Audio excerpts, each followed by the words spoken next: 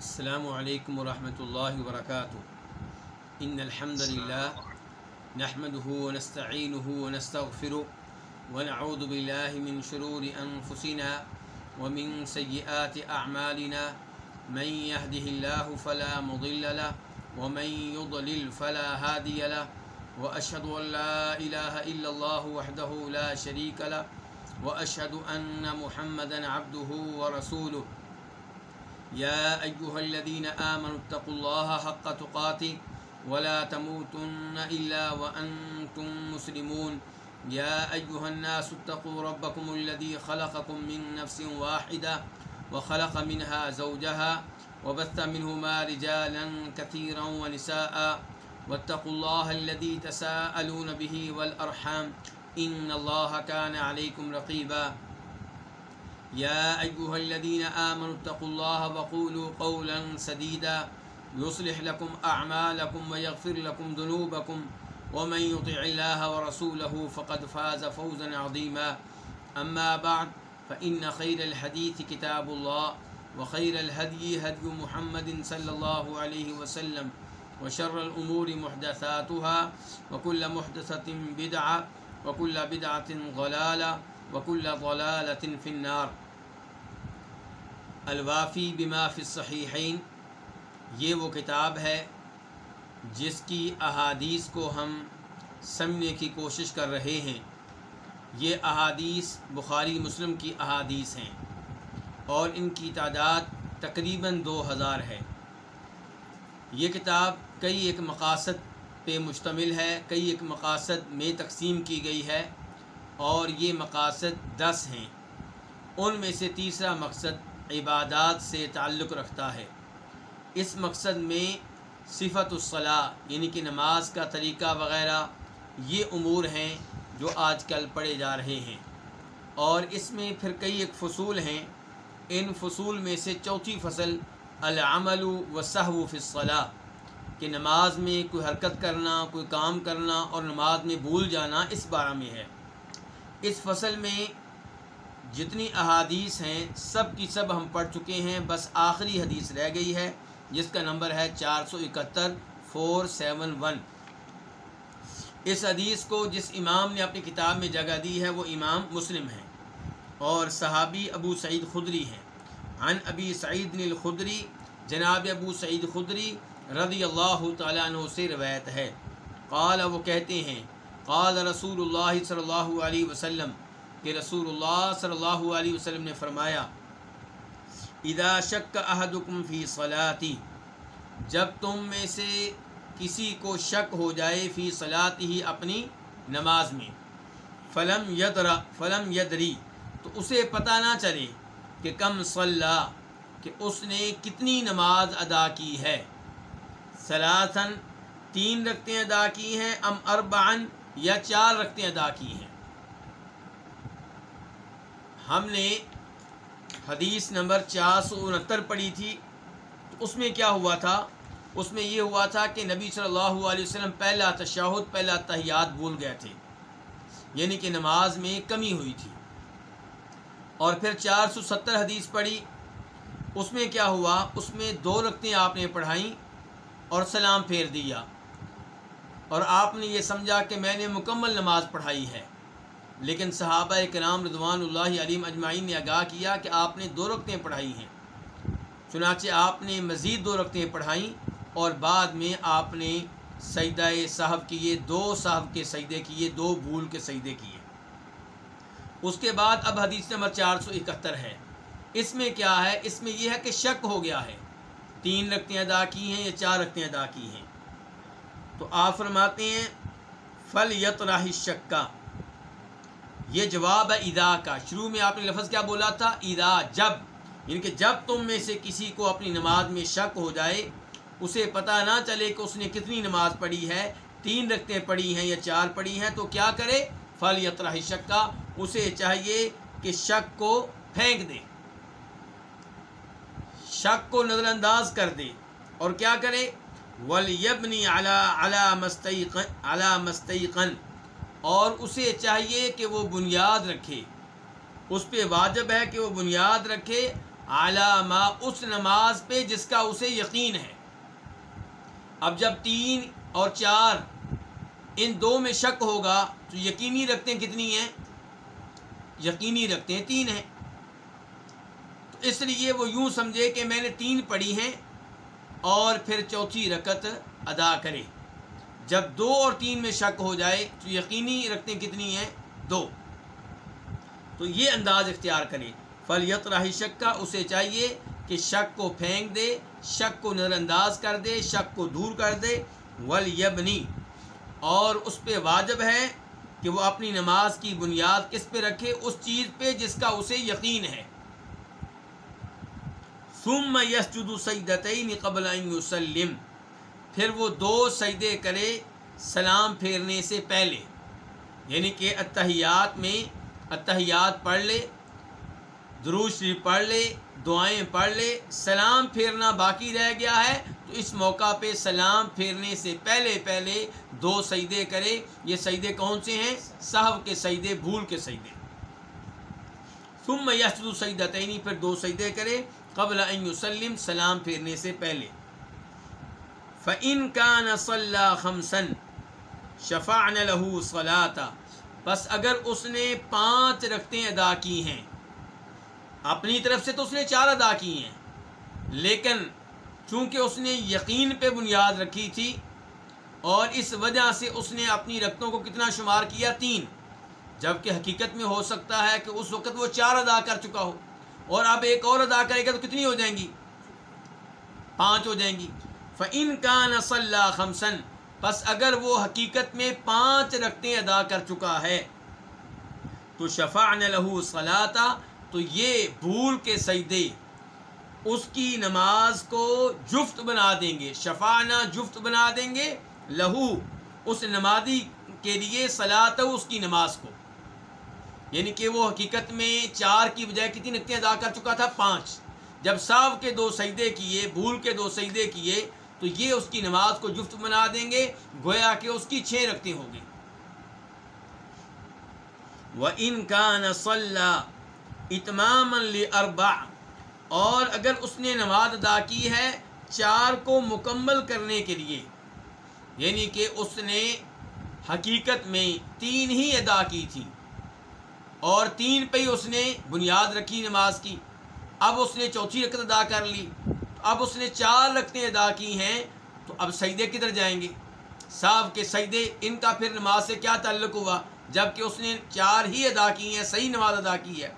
तो फरमाया व इन कान सल्ला, और अगर उसने नमाज अदा की है इतमाम लिअर्बा, 4 को मुकम्मल करते हुए, 4 को मुकम्मल करने के लिए, तो कानता, तो ये 2 सजदे हो जाएंगे तरगीमन लिशैतान, शैतान को जलील करने के लिए, उसे रुसवा करने के लिए।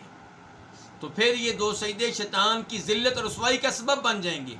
शैतान ने इसको नमाज में ख़राब करना चाहा, शुकूक व शुबहात में मुब्तला करना चाहा, तो इसने 2 सजदे करके शैतान को ज़लील और रुसवा कर दिया कि मैंने 4 रकतें भी अदा कर ली हैं, सही नमाज अदा की है, मज़ीद 2 सजदे, इससे शैतान ज़लील और रुसवा होगा क्योंकि इसकी इताअत में मज़ीद इजाफ़ा हो गया है। तो नबी अलैहिस्सलातु वस्सलाम से सजदा साहब के 2 सजदे किस मौका पे करना साबित हैं? कभी सलाम फेरने से पहले और कभी सलाम फेरने के बाद, दोनों तरह आपसे साबित है। सजदों की ये तरतीब, इसमें उलमाए किराम के माबैन काफ़ी इख्तिलाफ है, लेकिन कभी आप ये साहब के सजदे सलाम फेरने से पहले कर लें और कभी सलाम फेरने के बाद, इंशाअल्लाह ये मौक़िफ़ दुरुस्त रहेगा और इसमें कोई हर्ज नहीं है। लेकिन उर्दू स्पीकिंग ममालिक में एक ऐसा तरीका राइज है जो किसी भी सही हदीस से साबित नहीं है। वो क्या कि अत्तहियात पढ़कर एक सलाम फेरा जाता है और उसके बाद दीगर अज़कार वग़ैरह मुकम्मल किए जाते हैं और फिर سجدے کیے جاتے ہیں اور پھر ایک سلام پھیر دیا جاتا ہے. اس انداز سے ایک عجیب سی ترتیب ایجاد کی گئی ہے. تو یہ ترتیب جو ہے، یہ انداز جو ہے سجدہ سہو کا، یہ قرآن و حدیث سے ثابت نہیں ہے. اس سے گریز کیا جائے. اب ہم بڑھتے ہیں 5ویں کتاب کی طرف. ہمارا مقصد نمبر 3 ہے العبادات، اور اس کی کتاب کون سی ہے؟ 5ویں کتاب الکتاب الخامس، صلاۃ التطوع والوتر. یہ 5ویں کتاب نفل نماز کے بارے میں ہے اور وطر نماز کے بارے میں ہے. وطر نماز بھی نفلی نماز ہے، لیکن یہاں پہ کہا گیا ہے نفل نماز اور وطر نماز. اس کا مطلب یہ نہیں ہے کہ وطر نماز نفلی نماز نہیں ہے. اس کا مطلب یہ نہیں ہے کہ وطر کی نماز جو ہے وہ واجب ہے یا فرض ہے، بلکہ وطر کا لفظ الگ سے بولا گیا نفلی نماز میں سے وطر نماز کی اہمیت کو مزید واضح کرنے کے لیے. جیسے اللہ رب العزت قرآن حکیم میں ارشاد فرماتے ہیں کہ جو اللہ کا دشمن ہے اور اللہ کے فرشتوں کا دشمن ہے اور جبریل کا دشمن ہے اور میکائیل کا دشمن ہے، تو اس کو معلوم ہونا چاہیے کہ اللہ تعالیٰ ایسے کافروں کے دشمن ہیں. اب جبریل اور میکائیل علیہما الصلاۃ والسلام یہ دونوں فرشتوں میں سے ہیں، لیکن اللہ نے ان کا فرشتوں کا نام لینے کے بعد الگ سے تذکرہ بھی کیا ہے ان کی اہمیت کو مزید واضح کرنے کے لیے. تو صحیح بات یہ ہے کہ وطر نماز نفلی نماز ہے، اس کی اہمیت بہت زیادہ ہے. عام نوافل کے مقابلے میں وطر نماز کی اہمیت بہت زیادہ ہے. نبی علیہ الصلوۃ والسلام وطر نماز نہ سفر میں چھوڑتے تھے اور نہ حضر میں چھوڑتے تھے. آپ اسے ترک نہیں کیا کرتے تھے. لیکن یہ کہنا کہ نماز واجب ہے، یہ موقف درست نہیں ہے. الفصل الاول، 5ویں کتاب کی پہلی فصل. یہ کس کے بارے میں ہے؟ صلاۃ التطوع، یہ نفلی نماز کے بارے میں ہے. اور اس کا پہلا باب ہے. باب کیا؟ باب تعاہد رکعتی الفجر، فجر کی 2 رکعتوں پہ ہمیشگی کرنا. یا تعاہد کا پہلا معنی میں نے کیا کیا؟ ہمیشگی کرنا.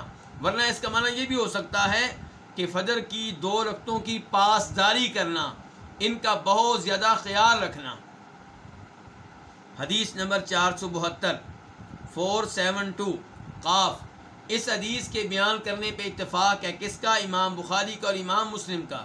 ان عائشہ رضی اللہ عنہا قالت، ام المؤمنین عائشہ رضی اللہ عنہ سے روایت ہے، وہ کہتی ہیں کہ لم یکن النبی صلی اللہ علیہ وسلم علی شیء من النوافل اشد منہ تعاہدا علی رکعتی الفجر، کہ نبی صلی اللہ علیہ وسلم نفلی نماز میں سے کسی پہ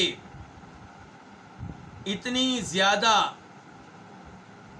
کسی نفلی نماز میں سے کسی کی اتنی زیادہ پاسداری کرنے والے نہیں تھے. نفلی نماز میں سے کسی نماز کی اتنی حفاظت کرنے والے نہیں تھے. نفلی نماز میں سے کسی نماز کی اتنی پابندی کرنے والے نہیں تھے جتنی پابندی آپ فجر کی 2 رکعتوں کی کرنے والے تھے. تو نبی صلی اللہ علیہ وسلم علی شیء من النوافل، نفلی نماز میں سے کسی چیز پہ اشد منہ تعاہدا علی رکعتی الفجر، فجر کی 2 رکعتوں کے مقابلے میں زیادہ پابندی کرنے والے، زیادہ حفاظت کرنے والے، زیادہ پاسداری کرنے والے. جتنی پاسداری آپ ان 2 رکعتوں کی کرتے تھے، اتنی کسی اور نفلی نماز کی آپ پاسداری اور حفاظت اور مواظبت نہیں کرتے تھے. تو اس سے پتہ چلا کہ فجر کی 2 سنتوں کی اہمیت کتنی زیادہ ہے. بلکہ نبی علیہ الصلوۃ والسلام دوران سفر سنتیں ادا نہیں کیا کرتے تھے سوائے فجر کی 2 سنتوں کے. حدیث نمبر 473 473 میم. اس حدیث کو بیان کرنے والے امام کا نام ہے امام مسلم. عن عائشہ عن النبی صلی اللہ علیہ وسلم انہ قال، ام المؤمنین عائشہ رضی اللہ عنہا سے روایت ہے، وہ نبی صلی اللہ علیہ وسلم سے روایت کرتی ہیں، انہ قال، کہ بے شک آپ نے کہا، فی شأن الرکعتین عند طلوع الفجر، ان 2 رکعتوں کے معاملے میں آپ نے کہا، ان 2 رکعتوں کے بارے میں آپ نے کہا جو فجر طلوع ہوتے وقت ادا کی جاتی ہیں۔ تو یہ کون سی 2 رکعتیں ہوئیں؟ فجر سے پہلے کی 2 سنتیں۔ کیا کہا کہ لہما احب الی من الدنیا جمیعا، کہ یقیناً یہ 2 رکعتیں، لام کا معنی کیا ہوا؟ یقیناً، ہما یہ، یقیناً یہ 2 رکعتیں احب الی مجھے محبوب ہیں، من الدنیا جمیعا ساری کی ساری دنیا سے، ساری کی ساری دنیا سے بڑھ کر مجھے یہ 2 رکعتیں عزیز ہیں، پیاری ہیں، محبوب ہیں۔ نبی علیہ الصلوۃ والسلام کو دنیا میں سے کس کس چیز سے پیار تھا؟ خوشبو سے بہت پیار تھا آپ کو اپنی بیویوں سے بہت پیار تھا،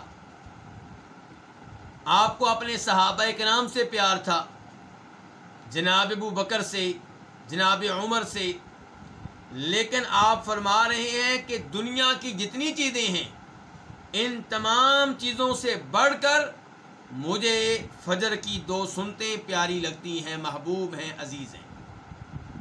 تو اس حدیث سے بھی اندازہ ہوا کہ فجر کی 2 سنتوں کا کیا مقام و مرتبہ ہے۔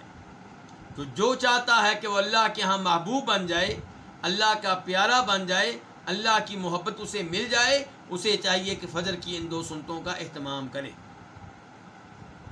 افسوس سے کہنا پڑتا ہے کہ مسلمانوں میں سے بہت سارے مسلمان فجر کی نماز وقت پہ ادا نہیں کرتے، سورج طلوع ہونے کے بعد ادا کرتے ہیں، اور بہت سے وہ ہیں جو فجر کی نماز ادا ہی نہیں کرتے، جبکہ یہاں پہ صورتحال یہ ہے کہ فجر کی 2 سنتیں اللہ رب العزت کو بہت پیاری ہیں، اور نبی علیہ الصلوۃ والسلام کو بھی ان 2 سنتوں سے بہت پیار تھا۔ باب نمبر 2، باب التطوع قبل المکتوبۃ و بعدہا، کہ فرض نماز سے پہلے اور فرض نماز کے بعد نفل نماز ادا کرنا، یعنی کہ فرض نماز سے پہلے نفل نماز ادا کرنا اور فرض نماز کے بعد نفل نماز ادا کرنا، اس بارے میں یہ باب ہے۔ حدیث نمبر 474 474 قاف، اس حدیث کے بیان کرنے پہ اتفاق ہے کس کس کا؟ امام بخاری کا اور امام مسلم کا۔ عن عبداللہ بن مغفل، کس سے روایت عبداللہ بن مغفل المزنی رضی اللہ تعالی عنہ سے، قال، وہ کہتے ہیں، قال النبی صلی اللہ علیہ وسلم، کہ نبی صلی اللہ علیہ وسلم نے فرمایا، بین کل اذانین صلاۃ، بین کل اذانین صلاۃ، کہ ہر اذان اور اقامت کے مابین ایک نماز ہے۔ اذانین کا لفظی معنی ہے 2 اذانیں، جیسے کہتے ہیں ریالین 2 ریال، یدینی 2 ہاتھ، رفع الیدین 2 ہاتھوں کو بلند کرنا، تو اذانین 2 اذانیں، تو 2 اذانوں کے مابین نماز کیا ہوتی ہے؟ یعنی کہ ظہر کی اذان اور عصر کی اذان کے مابین کون سی نماز پڑھی جائے گی؟ ظہر کی فرض نماز پڑھی جائے گی، لیکن یہاں پہ مراد ظہر کی اذان اور عصر کی اذان نہیں ہے، یہاں پہ اذانوں سے مراد پہلی اذان وہ اذان ہے جس کو ہم سب اذان کہتے ہیں، اور دوسری اذان سے مراد وہ اقامت ہے جو اذان کے بعد ہوتی ہے، کیونکہ اذان بھی لوگوں کو خبر دینے کے لیے ہے۔ نماز کے بارے میں اذان کا معنی ہوتا ہے اعلان کرنا، خبر دینا، تو جو اذان دی جاتی ہے اس سے بھی لوگوں کو نماز کے وقت کے داخل ہونے کی اطلاع دی جاتی ہے، اور اقامت سے بھی مقصود لوگوں کو نماز کے آغاز کی اطلاع دینا ہوتا ہے۔ اذان سے مراد باہر کے لوگ ہوتے ہیں، اور اقامت سے مراد وہ لوگ ہوتے ہیں جو مسجد میں آ چکے ہوتے ہیں۔ اقامت کے ذریعے انہیں خبر دی جاتی ہے کہ اب امام صاحب اللہ اکبر کہنے والے ہیں، تکبیر تحریمہ کہنے والے ہیں، آپ کھڑے ہو جائیں اور صف بنائیں۔ تو وہ بھی اذان ہے، یہ بھی اذان ہے، لیکن دونوں کے الگ الگ نام بھی ہیں، کہ ایک اذان ہے اور ایک کیا ہے؟ اقامت ہے۔ تو بہرحال ہر 2 اذانوں کے مابین ہے کہ ہر اذان اور اقامت کے مابین صلاۃ، ایک نماز ہے، یعنی کہ ہر اذان کے بعد نماز قائم ہونے سے پہلے کوئی نہ کوئی نماز ہے۔ مثال کے طور پہ فجر کی اذان کے بعد فجر کی نماز، اقامت سے پہلے فجر کی 2 سنتے ہیں، ظہر کی اذان کے بعد ظہر کی نماز قائم ہونے سے پہلے 4 سنتے ہیں، عصر کی اذان کے بعد عصر کی نماز قائم ہونے سے پہلے 4 رکھتے ہیں، نفل ہیں، مغرب کی اذان کے بعد مغرب کی جماعت قائم ہونے سے پہلے اقامت ہونے سے پہلے 2 نفل ہیں، عشاء کی اذان کے بعد عشاء کی نماز قائم ہونے سے پہلے نفل ہیں، چاہے آپ 2 پڑھ لیں چاہے آپ 4 پڑھ لیں، یعنی کہ الگ سے نہیں ہے، لیکن اس حدیث کی وجہ سے ہیں۔ نبی علیہ الصلوۃ والسلام نے عشاء کی نماز سے پہلے باقاعدہ طور پہ سنتے نہیں بتائیں، باقاعدہ طور پہ نفل نماز نہیں بتائی، لیکن یہ حدیث عام ہے کہ ہر اذان اور اقامت کے مابین کوئی نہ کوئی نماز ہے۔ پھر فرمایا بین کل اذانین صلاۃ، کہ ہر اذان اور اقامت کے مابین ایک نماز ہے۔ ثم قال فی الثالثہ، پھر آپ نے تیسری مرتبہ کہا لمن شاء، اس کے لیے جو چاہے، یعنی کہ ہر اذان اور اقامت کے مابین جو نماز ہے یہ ضروری نہیں ہے، یہ فرض نہیں ہے، یہ واجب نہیں ہے۔ تیسری بار آپ نے وعدے کر دیا کہ لمن شاء، یہ نماز اس کے لیے ہے جو ادا کرنا چاہے۔ اس سے پتہ چلا کہ اس میں انسان کو اختیار ہے، یہ نماز فرض اور واجب نہیں ہے۔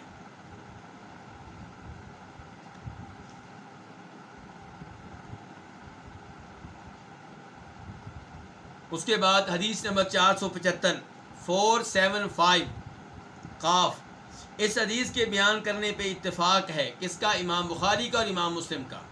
عن ابن عمر رضی اللہ عنہما، روایت ہے کس سے؟ عبداللہ بن عمر رضی اللہ عنہما سے، قال، وہ کہتے ہیں صلیت مع النبی صلی اللہ علیہ وسلم سجدتین قبل الظہر، میں نے نبی صلی اللہ علیہ وسلم کے ساتھ ظہر سے پہلے 2 رکعتیں ادا کیں۔ 2 سجدوں سے مراد یہاں پہ کیا ہے؟ 2 رکعتیں ہیں۔ میں نے نبی علیہ الصلوۃ والسلام کے ساتھ ظہر سے پہلے 2 رکعتیں ادا کیں۔ آپ کے ساتھ ادا کرنے سے مراد یہ نہیں ہے کہ عبداللہ بن عمر کا جسم نبی علیہ الصلوۃ والسلام کے جسم کے ساتھ لگا ہوا تھا، اس معیت سے مراد یہ نہیں ہے۔ اس کا مطلب یہ نہیں کہ اللہ کے رسول امام بنے ہوئے تھے، عبداللہ بن عمر مقتدی بنے ہوئے تھے اور ایک ساتھ کھڑے تھے، جڑے ہوئے تھے صلی اللہ علیہ وسلم، بلکہ یہ مراد ہے کہ جیسے آپ نے ظہر سے پہلے 2 رکعتیں ادا کی، ایسے ہی میں نے بھی 2 رکعتیں ادا کی۔ وسجدتین بعد الظہر، اور 2 رکعتیں میں نے ادا کی ظہر کے بعد، یعنی کہ آپ کے ساتھ۔ وسجدتین بعد المغرب، اور 2 رکعتیں مغرب کے بعد۔ وسجدتین بعد العشاء، اور 2 رکعتیں عشاء کے بعد۔ وسجدتین بعد الجمعہ، اور 2 رکعتیں نماز جمعہ کے بعد، بعد الجمعہ کی جمعہ کے بعد۔ فَأَمَّا الْمَغْرِبُ وَالْعِشَاءُ فَفِي بَيْتِهِ، جہاں تک تعلق ہے مغرب کی نماز کا اور عشاء کی نماز کا، یعنی کہ مغرب کے بعد جو 2 رکعتیں آپ نے ادا کی ہیں، عشاء کے بعد جو 2 رکعتیں ادا کی ہیں، فَفِي بَيْتِهِ، تو وہ آپ کے گھر میں۔ یہاں پہ کتنی رکعتیں یہ ہوئی ہیں؟ ظہر سے پہلے 2 رکعتیں، ظہر کے بعد 2 رکعتیں، کتنی ہو گئیں؟ 4۔ مغرب کے بعد 2 رکعتیں، کتنی ہو گئی؟ 6۔ عشاء کے بعد 2 رکعتیں، کتنی ہو گئیں؟ 8۔ اور جمعہ کا تذکرہ فی الحال آپ رہنے دیں، یعنی کہ فی الحال یہاں پہ کتنی رکعتیں ہوئی ہیں؟ 8 ہوئی ہیں۔ ظہر سے پہلے کی 4 سنتوں کا یہاں پہ تذکرہ نہیں آیا، بلکہ کتنی رکعتوں کا تذکرہ آیا ہے؟ 2 کا۔ جبکہ ام المؤمنین عائشہ رضی اللہ عنہا فرماتی ہیں اپنی حدیث میں، جسے امام بخاری اپنی صحیح میں لے کر آئے ہیں، کہ کان لا یدع 4 قبل الظہر، کہ نبی صلی اللہ علیہ وسلم ظہر سے پہلے 4 رکعتیں ادا کیا کرتے تھے، 4 رکعتیں ترک نہیں کرتے تھے۔ اور اس حدیث میں عبداللہ بن عمر بیان کر رہے ہیں کہ آپ کے ساتھ انہوں نے کتنی رکعتیں ادا کی ہیں ظہر سے پہلے؟ 2۔ تو پھر تطبیق کیا ہوگی؟ دونوں حدیثوں کو آپس میں جمع کیسے کیا جائے گا؟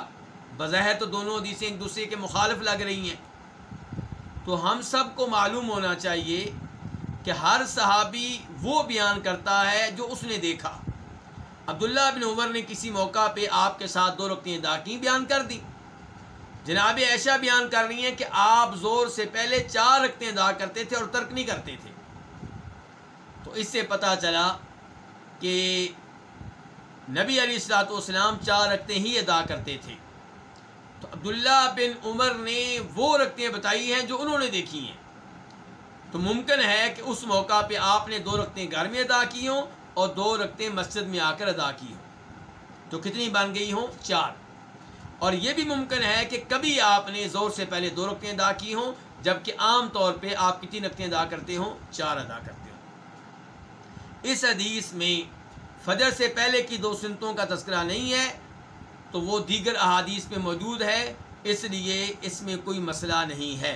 और यहाँ मैं आपको ख़बरदार करना चाहूँगा, आपकी तवज्जो चाहूँगा, क्या इस हदीस की बुनियाद पे कोई कह सकता है कि फजर से पहले 2 सुन्नतें अदा नहीं करनी चाहिए?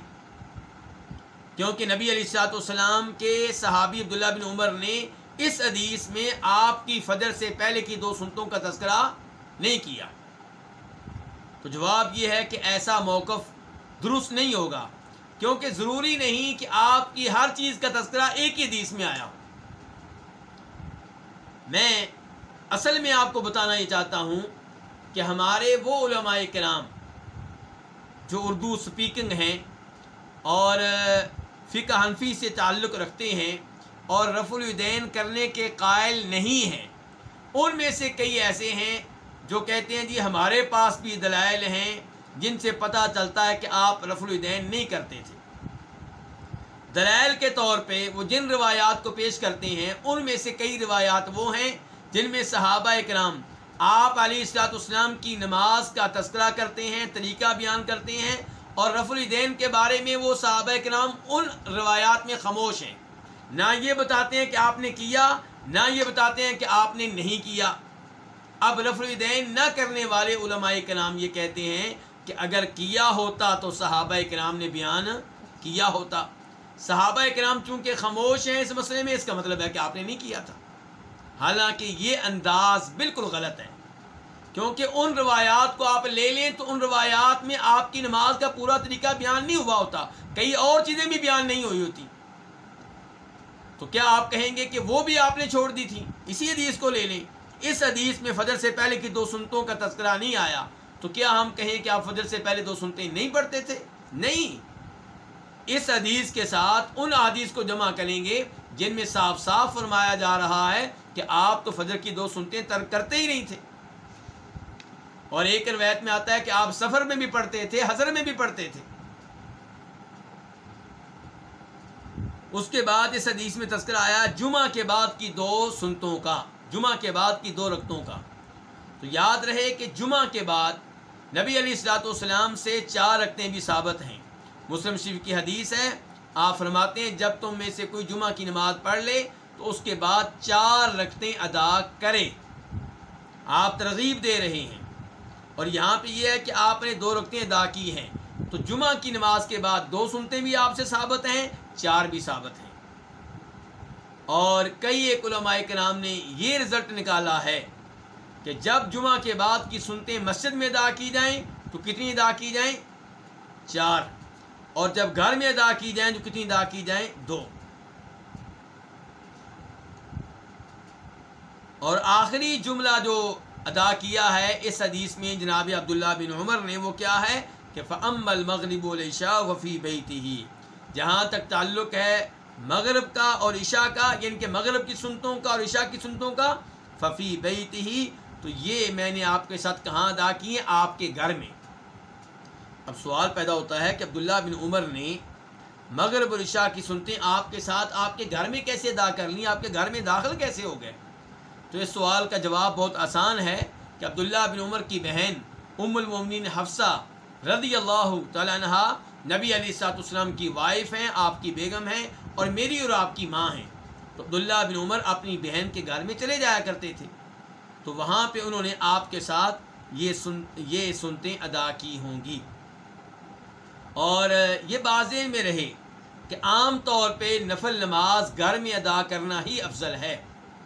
ये नबी अलैहिस्सलाम ने तरगीब दी है, आपने तरगीब दी है कि नफल नमाजें घर में अदा की जाएं और घर में अदा करना अफजल है, लेकिन मस्जिद में अदा करना जायज़ है, ममनू नहीं है।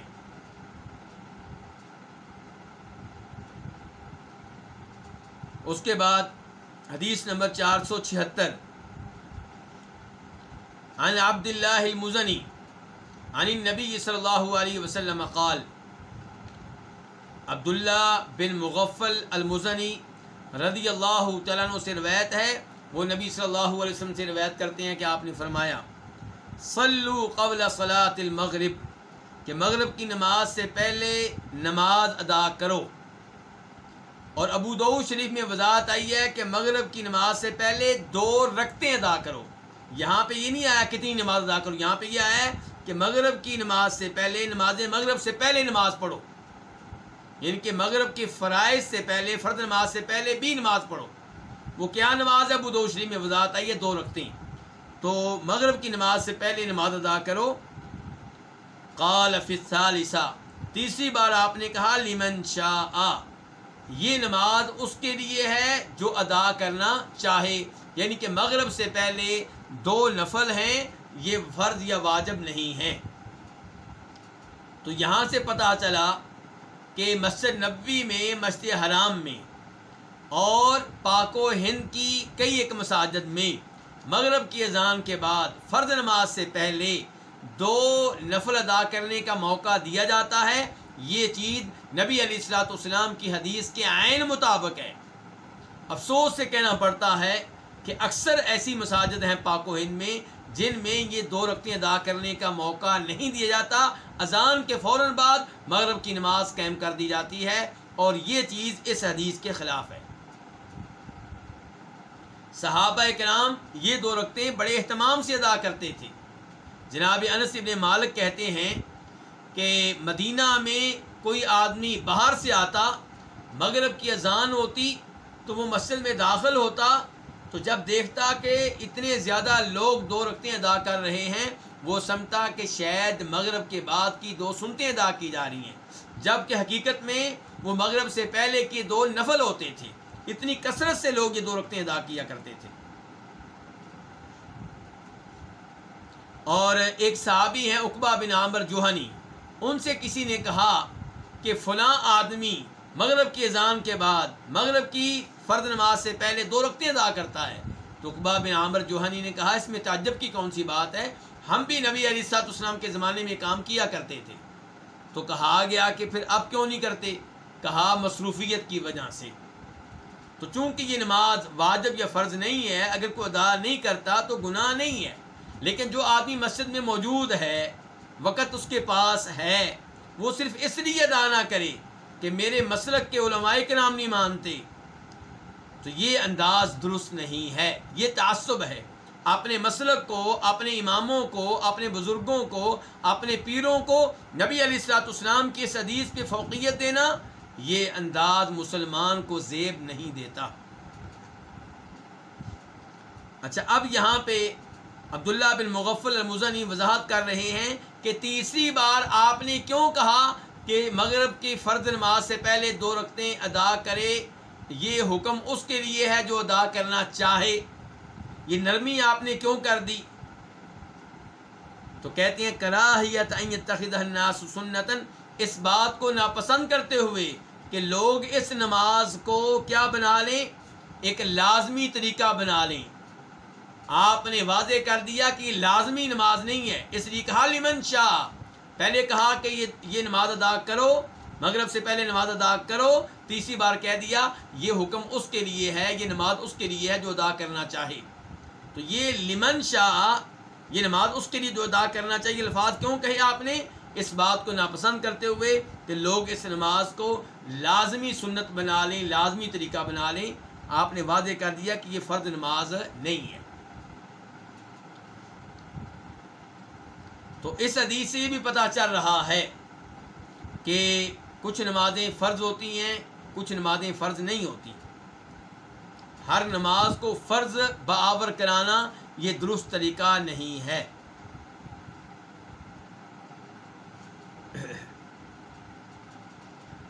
اس کے بعد حدیث نمبر 477 477 میم. اس حدیث کو بیان کرنے والے امام کا نام کیا ہے؟ امام مسلم. عن ام حبیبہ زوج النبی صلی اللہ علیہ وسلم. ام حبیبہ سے روایت ہے. کون سی ام حبیبہ؟ جو نبی علیہ السلام کی وائف ہیں، آپ کی بیگم ہیں، میری اور آپ کی ماں ہیں ام المؤمنین ام حبیبہ، جو کہ ابو سفیان رضی اللہ عنہ کی کیا لگتی ہیں؟ بیٹی ہیں، جناب امیر معاویہ کی کیا ہیں؟ بہن ہیں۔ اور اس حدیث کو امام مسلم اپنی کتاب میں لے کر آئے ہیں۔ اس سے پتہ چلا کہ ائمہ حدیث، صحابہ کرام، تابعین، تبع تابعین جناب امیر معاویہ کی احادیث پہ، ام حبیبہ کی احادیث پہ اعتماد کرتے تھے، بھروسہ کرتے تھے، ان کو ان کا مقام و مرتبہ دیا کرتے تھے، اور ان کی ان کے بارے میں وہ سوچ نہیں تھی جو آج کل کئی لوگوں نے پیدا کر دی ہے۔ آج کل کئی ایسے لوگ ہیں جو یہ باور کراتے ہیں کہ نعوذ باللہ اس خاندان نے کلمہ اوپر اوپر سے پڑھا تھا، گویا کہ منافق تھے، اور یہ بات بالکل غلط ہے۔ یہ سچے مسلمان تھے، اور ام حبیبہ نے تو بڑی قربانی دی ہے اسلام کی خاطر۔ یہ ہجرت کر کے کہاں چلی گئی تھی؟ حبشہ، اپنے خاوند کے ساتھ، اور پھر ان کے خاوند فوت ہو گئے تو ان کو بہت سی مشکلات کا سامنا کرنا پڑا۔ نبی علیہ السلام نے ایک صحابی کو شاہ حبشہ کی طرف بھیجا کہ میرا ام حبیبہ سے نکاح کر دو، تو نبی علیہ السلام نے دیکھیے کتنی اہمیت دی ام حبیبہ کو، اور ام حبیبہ وغیرہ کو اور ان کی فیملی کو غلط قرار دینے والے وہ لوگ ہیں جن کا دعویٰ ہوتا ہے کہ انبیاء کرام علیہ السلام عالم الغیب ہیں، جب کہ ہمارا موقف وہ ہے جو قرآن کا موقف ہے کہ انبیاء کرام علیہ السلام عالم الغیب نہیں تھے، لیکن اتنی غیبی باتیں ان کو معلوم تھی جتنی اللہ نے بتا دی۔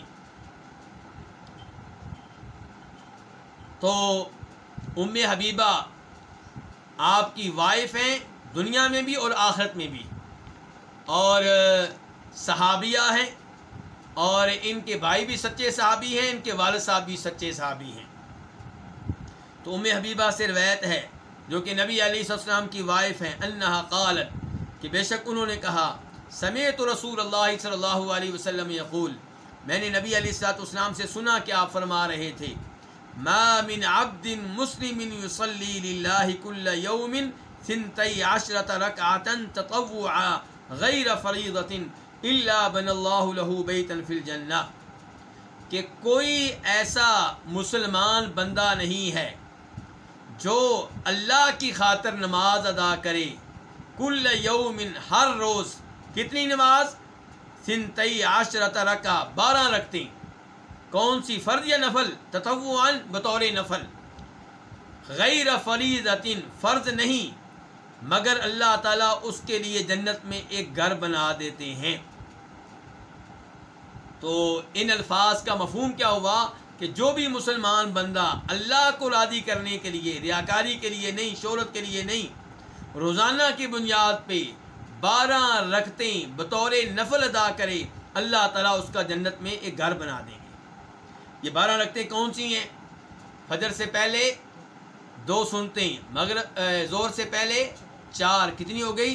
6، اور زور کے بعد 2، کتنی ہو گئیں؟ 8 ہو گئیں، اور مغرب کے بعد 2، کتنی ہو گئیں؟ 10، اور عشاء کے بعد 2، کتنی ہو گئیں؟ 12۔ تو یہ 12 رکعتیں ہیں جن کا تذکرہ اس حدیث میں آیا ہے۔ تو جو کوئی مسلمان بندہ یصلی 12 رکعتیں بطور نفل ادا کرے، کل یوم، روزانہ، غیر فریضۃ، نفل فرض نہیں، مگر اللہ تعالیٰ اس کے لیے ایک گھر بنا دیں گے فی الجنتی، جنت میں۔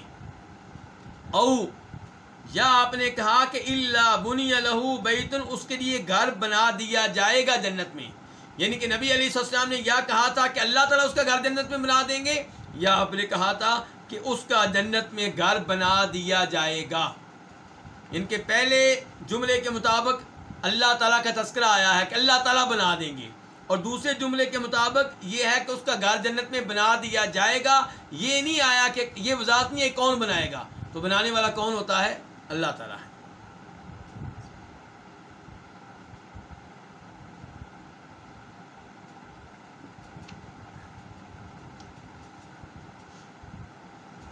یہاں پہ میں آپ لوگوں کی مکمل توجہ چاہوں گا.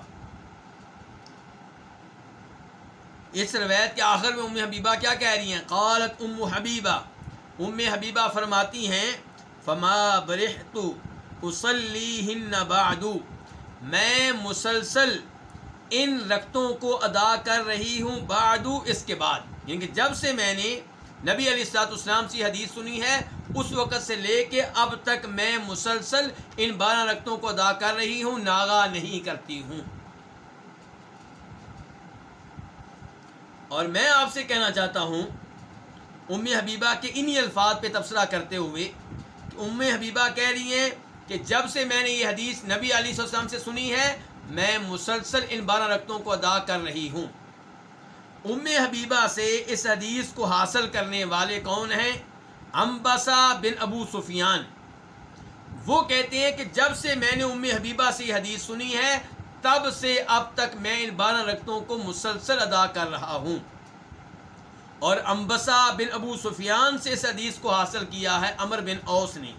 عمر بن اوس کہتے ہیں جب سے میں نے یہ حدیث عنبسہ بن ابو سفیان سے سنی ہے تب سے اب تک میں ان 12 رکعتوں کو مسلسل ادا کر رہا ہوں.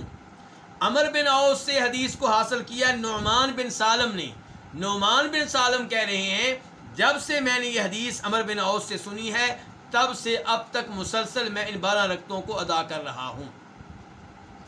اب مزہ تو یہ ہے نا کہ میں اور آپ بھی کہیں کہ جب سے یہ حدیث سنی ہے تب سے 12 رکعتیں مسلسل ادا کر رہے ہیں، کبھی ناغا نہیں کیا.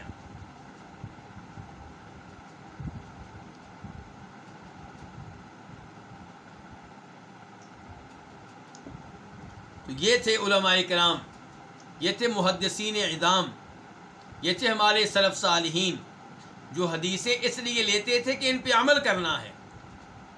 اگر اس حدیث پہ عمل نہ بھی ہو سکے، یہ حدیث سننا ثواب ہے، یہ حدیث پڑھنا پڑھانا ثواب ہے، لیکن اگر عمل بھی ہو جائے تو سونے پہ سہاگا ہے، نور علی نور ہے.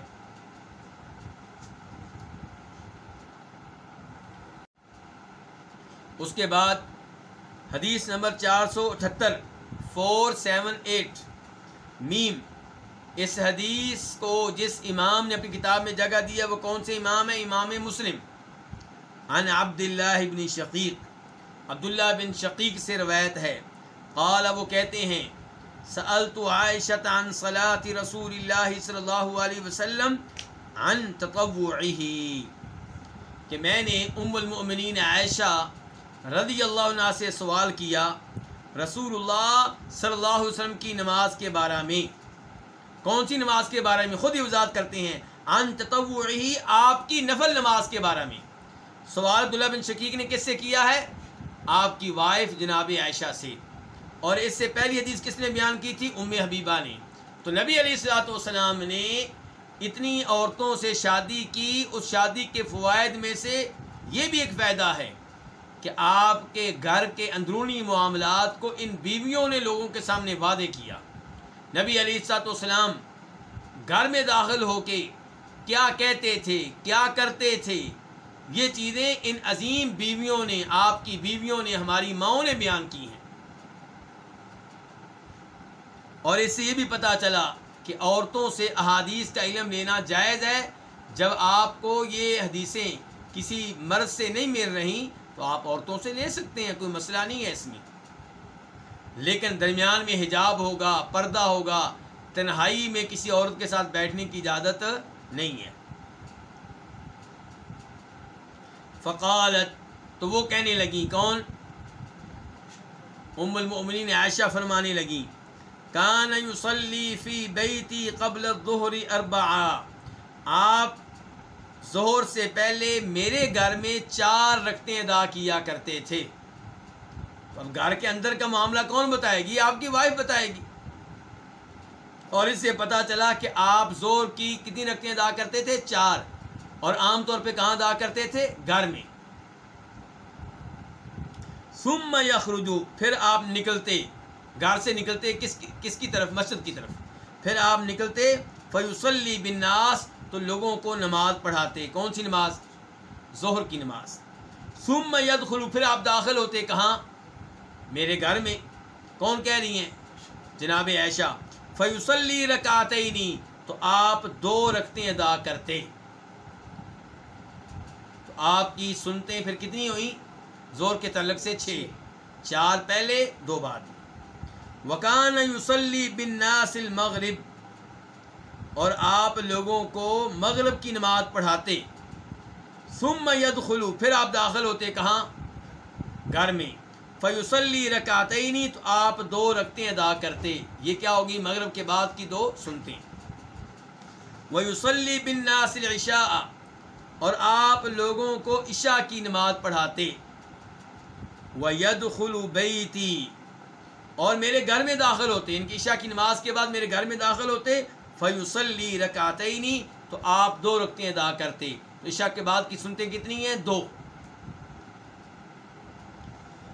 وکان یصلی من اللیل 9 رکعات، اور آپ رات کو نماز پڑھتے تھے کتنی؟ 9 رکعات، 9 رکعتیں. نبی علیہ الصلوۃ والسلام عام طور پہ رات 11 رکعتیں ادا کرتے تھے. بخاری شریف کی حدیث ہے، جناب عائشہ فرماتی ہیں کہ آپ رمضان اور غیر رمضان میں، رمضان اور دیگر مہینوں میں رات 11 رکعتیں ادا کیا کرتے تھے.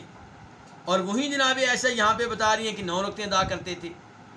تو کیا ہم کہیں گے احادیث میں تعارض ہے، احادیث میں ٹکراؤ ہے؟ یہ بات وہی کہہ سکتا ہے جس کے دماغ میں، دل میں خرابی ہو، جو نبی علیہ الصلوۃ والسلام کی احادیث کا منکر ہو. جس کا دل صاف ہے وہ کیا کہے گا؟ وہ کہے گا کہ آپ کی زندگی کو 1 دن کی نہیں ہے، کو 1 ہفتے کی نہیں ہے، 1 مہینے کی نہیں ہے، 1 سال کی نہیں ہے. آپ نے بطور نبی کتنے سال گزارے ہیں؟ 23 سال گزارے ہیں. تو 23 سال میں عام طور پہ 11 رکعتیں ادا کرتے رہے ہیں، اور کبھی کبھی 9 بھی آپ نے ادا کی ہیں. وکان یصلی من اللیل 9 رکعات، اور آپ رات کو 9 رکعتیں ادا کیا کرتے تھے. فیہن الوتر، ان میں وطر بھی تھے. 9 میں کیا تھے؟ وطر بھی تھے. اور 9 رکعتیں آپ کس انداز سے ادا کرتے تھے؟ دوسری حدیث میں وضاحت کی ہے جناب عائشہ نے کہ آپ جب 9 رکعتیں ادا کرتے تو آپ بیٹھتے نہیں تھے، تشہد نہیں بیٹھتے تھے. 9 رکعتوں میں آپ تشہد نہیں بیٹھتے تھے، نہ پہلی میں، نہ دوسری میں، نہ تیسری میں، چوتھی، 5ویں، 6ٹھی، 7ویں، 8ویں میں جا کے آپ پہلا تشہد بیٹھتے تھے. کس رکعت میں؟ 8ویں رکعت میں آپ پہلا تشہد بیٹھتے تھے، اور پھر آپ 9ویں رکعت میں دوسرا تشہد بیٹھتے تھے. سلام کتنے پھیرتے تھے؟ 1 ہی. یہ بھی ایک طریقہ ہے آپ کا 9 رکعتیں ادا کرنے کا. تو آپ 9 رکعتیں، رات کو 9 رکعتیں ادا کرتے. فیہن الوتر، ان میں وطر بھی شامل ہوتے. وکان یصلی لیلا طویلا قائما، اور آپ نماز پڑھتے لیلا، رات کو، طویلا، لمبی نماز. کیسے پڑھتے؟ قائما، کھڑے ہو کر، یعنی کہ آپ اس میں بیٹھتے نہیں تھے. وَلَيْلًا طَوِيلًا قَاعِدًا، اور کبھی آپ رات کو نماز پڑھتے طویلاً، لمبی نماز، لیکن قاعداً، بیٹھ کر. تہجد کی نماز آپ نے کھڑے ہو کر بھی ادا کی ہے اور بیٹھ کر بھی ادا کی ہے. نفل نماز ہے، آپ بغیر کسی عذر کے بھی بیٹھ سکتے ہیں. سنتیں، نفل، وطر، یہ نمازیں آپ بغیر کسی عذر کے بھی بیٹھ کر ادا کر سکتے ہیں. لیکن بیٹھ کر ادا کریں جب عذر کے بغیر، مجبوری کے بغیر، تو ثواب کتنا ملے گا؟ آدھا ملے گا. لیکن نبی علیہ الصلوۃ والسلام کی یہ خصوصیت ہے، اللہ نے آپ کو یہ اعزاز دیا تھا کہ آپ بغیر عذر کے بھی جب نفل نماز بیٹھ کر ادا کرتے تھے آپ کو پورا ثواب ملتا تھا. یہ آپ کے لیے خاص ہے. جیسا کہ مسلم شریف کی حدیث سے ثابت ہے، عبداللہ بن عمرو بن عاص کہتے ہیں کہ میں ایک دن آیا تو آپ نماز پڑھ رہے تھے بیٹھ کر. میں نے اپنا سر پکڑ لیا حیرانگی کی وجہ سے، تعجب کی وجہ سے. آپ نے بعد میں کہا بھی عبداللہ تمہیں کیا ہوا ہے؟ میں نے کہا اللہ کے رسول علیہ السلام میں نے آپ کی حدیث سنی ہے کہ بیٹھ کر نماز ادا کریں گے تو آدھا ثواب ملتا ہے، اور آپ بیٹھ کے نماز پڑھ رہے ہیں. فرمایا میں اس معاملے میں تمہاری طرح نہیں ہوں. تو نبی علیہ الصلوۃ والسلام کی کچھ خصوصیات ہیں. شریعت، جو شریعت امتی کے لیے ہے وہی شریعت نبی کے لیے ہے. شریعت تو اللہ نے نازل کی ہے وہ نبی کے لیے بھی ہے، امتی کے لیے بھی ہے، اسی لیے تو اللہ تعالیٰ کہتے ہیں میرے نبی کی پیروی کرو۔ اگر نبی کے لیے شریعت اور ہو، امتی کے لیے اور ہو، تو اللہ تعالیٰ کیوں کہتے ہیں میرے نبی کی پیروی کرو؟ پتہ چلا دونوں کے لیے شریعت ایک ہے۔ چند مسئلے ایسے ہیں جن میں نبی علیہ الصلوۃ والسلام میں اور امت میں فرق ہے، اور یہ وہ مسئلے ہیں جن کی دلیل موجود ہے، دلیل موجود ہے جس سے پتہ چلتا ہے کہ یہاں پہ نبی علیہ الصلوۃ والسلام کے لیے شریعت اور ہے، نبی کے لیے اور ہے، اور جہاں پہ ایسی دلیل نہیں ہے وہاں پہ عام اصول ہے کہ جو شریعت نبی کے لیے وہی امتی کے لیے، جو امتی کے لیے وہی نبی کے لیے صلی اللہ علیہ وسلم۔ اسی لیے عبداللہ بن عمر پریشان ہو گئے تھے نا کہ آپ بیٹھ کر نماز پڑھ رہے ہیں۔ اگر صحابہ کرام کا عقیدہ یہ ہوتا کہ نبی کے لیے شریعت اور ہے، امتی کے لیے اور ہے، تو وہ حیران کیوں ہوئے تھے صلی اللہ علیہ وسلم۔ تو یہاں پہ کیا کہہ رہے ہیں جناب عائشہ کیا فرما رہی ہیں؟ وَكَانَ يُصَلِّي لَيْلًا طَوِيلًا قَائِمًا، کہ آپ نماز پڑھتے رات کو لمبی قائماً کھڑے ہو کر، یعنی کہ کبھی کھڑے ہو کر، وَلَيْلًا طَوِيلًا قَاعِدًا، اور آپ رات کو نماز پڑھتے طویلاً لمبی نماز، قائداً بیٹھ کر، یعنی کہ کبھی بیٹھ کر۔ وَكَانَ إِذَا قَرَأَ وَهُوَ قَائِمٌ، اور آپ جب تلاوت کرتے اس حال میں کہ آپ کھڑے ہوتے۔ تلاوت کون سی؟ نماز والی تلاوت، یعنی کہ جب آپ رکوع سے پہلے کھڑے رہتے۔ وَكَانَ إِذَا قَرَأَ، اور جب آپ تلاوت کرتے وَهُوَ قَائِمٌ، اس حال میں کہ کھڑے ہو کر، تو رکع، آپ رکوع کرتے اور سجدہ کرتے، وَهُوَ قَائِمٌ، اس حال میں کہ آپ کھڑے ہوتے۔ یعنی کہ جب تلاوت کھڑے ہو کر کرتے تو رکوع بھی پھر آپ کھڑی حالت میں کرتے، بیٹھ کر نہیں، اور سجدہ بھی اسی حالت میں کرتے جو سجدہ کیا جاتا ہے، جو سجدہ وہ آدمی کرتا ہے جس نے کھڑے ہو کے نماز پڑھی۔ وَإِذَا قَرَأَ قَاعِدًا، اور جب آپ بیٹھ کر تلاوت کرتے، کون سی تلاوت؟ نماز والی، اور جب آپ بیٹھ کر تلاوت کرتے تو رکع وسجد وهو قاعد، تو آپ رکوع کرتے اور سجدے کرتے اس حال میں کہ آپ بیٹھے ہوتے۔ اچھا جی، اب بیٹھنے کے لحاظ سے آپ کے نفل نماز میں طریقے کتنے ہو گئے؟ یہاں پہ دو طریقے ہو گئے، ایسے ہی ہے نا، پوری نماز کھڑے ہو کر یا پوری نماز بیٹھ کر۔ لیکن ایک تیسرا طریقہ بھی ہے جو اس حدیث میں نہیں آیا، دیگر حدیث میں آیا ہے۔ اس لیے میں کہہ رہا ہوں نماز کا طریقہ کسی ایک حدیث میں نہیں آیا، سب حدیث کو آپ لیں گے، لیکن شرط یہ ہے کہ حدیث ثابت ہو نبی علیہ الصلوۃ والسلام سے۔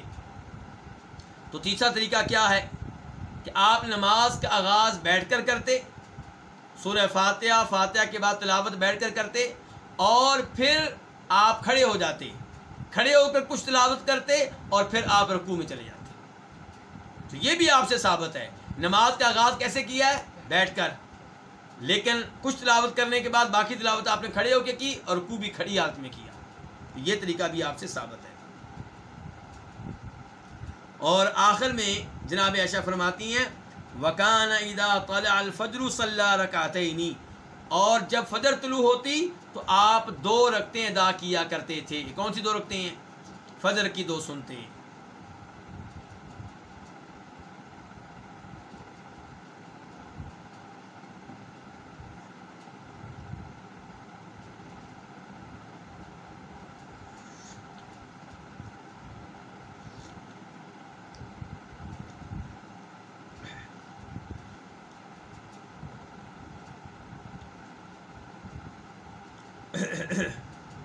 اب ہم بڑھتے ہیں باب نمبر 3 کی طرف۔ باب التطوع فی البیت، گھر میں نفل نماز ادا کرنا۔ نفل نماز کہاں پہ ادا کرنا افضل ہے؟ گھر میں۔ یہ نبی علیہ الصلوۃ والسلام کی واضح طور پہ حدیث ہے، مسلم شریف میں آئی ہے۔ آپ فرماتے ہیں کہ انسان کی نماز وہ افضل ہے جو گھر میں ادا کرے سوائے فرض نماز کے۔ ان کی فرض نماز مرد پہ واجب ہے کہ کہاں ادا کرے؟ مسجد میں۔ اور فرض نماز کے علاوہ جو نمازیں ہیں وہ کہاں پہ افضل ہیں؟ گھر میں، چاہے وہ وتر کی نماز ہو، چاہے وہ سنتے ہوں، چاہے عام نوافل ہوں۔ بلکہ ابو داؤد شریف کی ایک حدیث میں آپ نے صاف صاف کہا ہے کہ نفل نماز میری اس مسجد کی نماز سے بھی گھر میں افضل ہے۔ آپ نے صاف صاف مسجد نبوی کا نام لیا، آپ نے کہا کہ گھر میں نفل نماز ادا کرنا میری اس مسجد سے بھی افضل ہے۔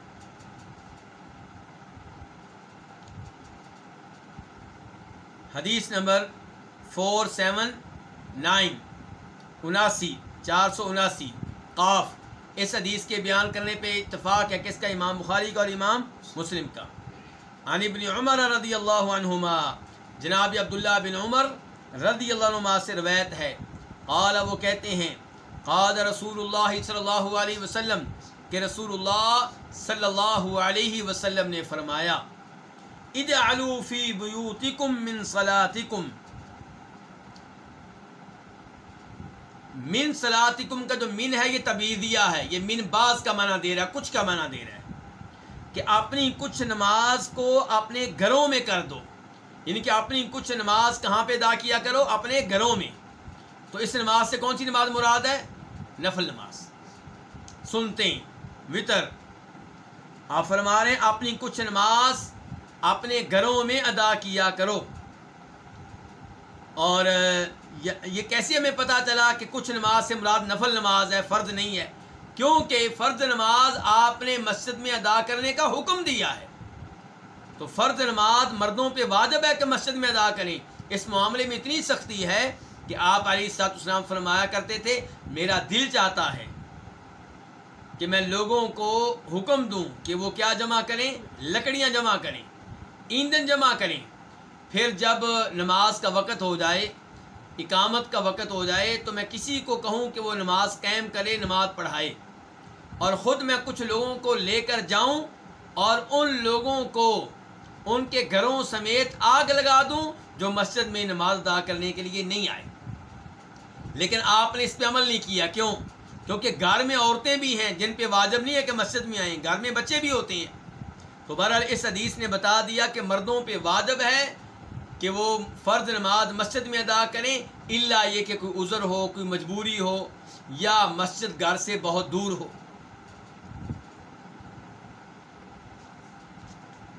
اور آپ سب کو وہ حدیث بھی معلوم ہوگی، میری مائیں بہنیں بھی یہ حدیث دھیان سے سنیں تاکہ اپنے خامدوں سے، بیٹوں سے، بھائیوں سے ان حدیث پہ عمل کروائیں. اذان کے بعد ان کو گھروں سے نکلنے کی ترغیب دیا کریں. نبینا صحابی آپ کے پاس آتے ہیں، اللہ کے رسول علیہ الصلوۃ والسلام میں نبینا ہوں، راستے میں مجھے لانے والا کوئی نہیں ہے، تو مجھے اجازت دیں کہ میں گھر میں نماز ادا کر لیا کروں. آپ نے کہا تمہیں اجازت ہے، رخصت ہے، جاؤ. ابھی صحابی پیٹھ پھیر کر مڑے ہی تھے کہ آپ نے دوبارہ بلا لیا. فرمایا مجھے بتاؤ کہ تمہارے گھر میں اذان کی آواز آتی ہے کہ نہیں آتی؟ کہنے لگے آتی ہے. فرمایا پھر مسجد میں آ کر جماعت کے ساتھ نماز ادا کرو. نبینا صحابی کو اجازت نہیں ملی گھر میں نماز پڑھنے کی جب کہ گھر میں اذان کی آواز آ رہی ہو. اور اس آواز سے کیا مراد؟ آج کل تو اسپیکر لگ گئے ہیں، آج کل تو بڑی دور تک آواز آ رہی ہوتی ہے. تو یہ بھی بتا دوں اس آواز سے مراد یہ ہے کہ مسجد کی چھت پہ یا کسی اونچی جگہ پہ اذان دی جائے اسپیکر کے بغیر، اور آپ کے گھر کی چھت پہ اذان کی آواز آ رہی ہو.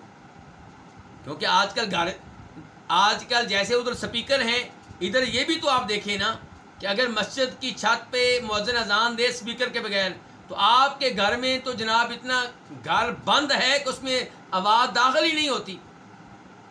تو مراد ہے کہ مسجد کی چھت پہ یا کسی اونچی جگہ سے اذان دی جائے اسپیکر کے بغیر، اور آپ کے گھر کی چھت پہ اذان کی آواز آ رہی ہو.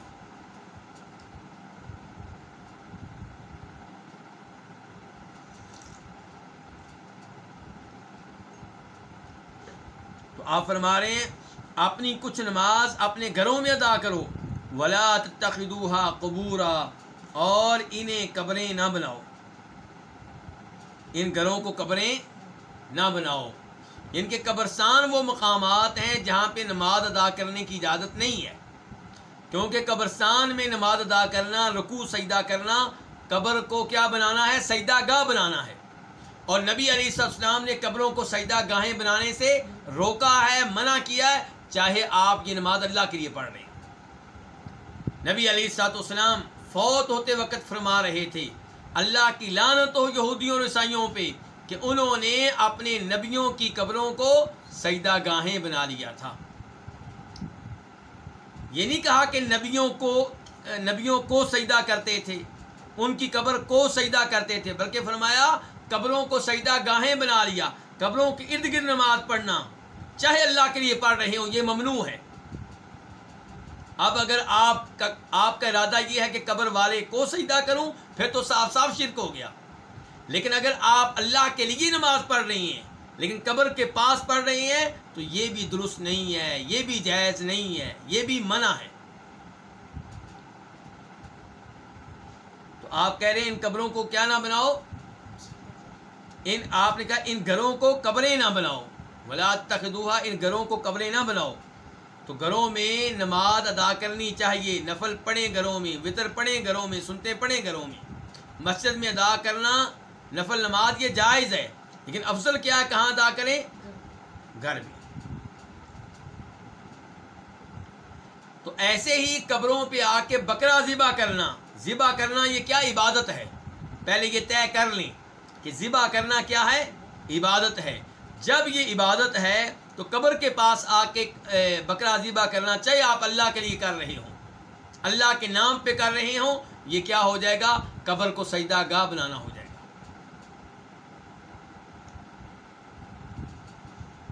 ایسے ہی کسی قبر کے پاس آ کے دعا کرنا، ایک ہے قبر والے کے لیے دعا کرنا، قبر والے کے لیے دعا کرنا، قبر کے پاس کھڑے ہو کے، یہ نبی علیہ الصلوۃ والسلام سے ثابت ہے، مسلم شریف کی حدیث ہے، بقیع قبرستان میں آپ آتے ہاتھ اٹھا کر قبر والوں کے لیے دعا کرتے ہیں، اور قبر والے کے لیے دعا کرتے ہوئے جب آپ کہیں گے قبر والے کی یا اللہ قبر والے کے گناہ معاف کر دے، تو ساتھ ساتھ آپ اپنے لیے بھی کہہ سکتے ہیں کہ مجھے بھی معاف کر دے، اس کو بھی معاف کر دے۔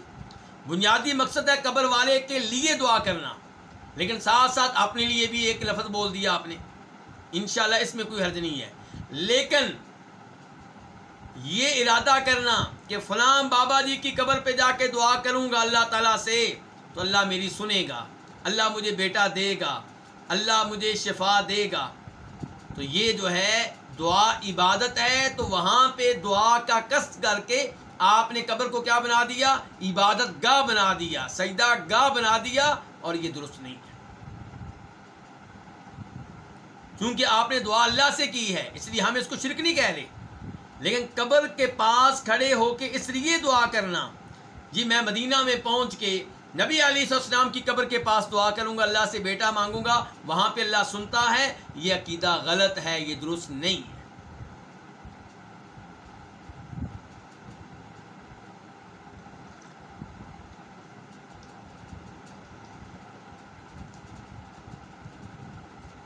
اور اگر آپ نے قبر والے کو پکارا، قبر والے سے کہا مجھے بیٹا دو، مجھے رزق دو، مجھے شفا دو، تو یہ صاف صاف شرک ہے۔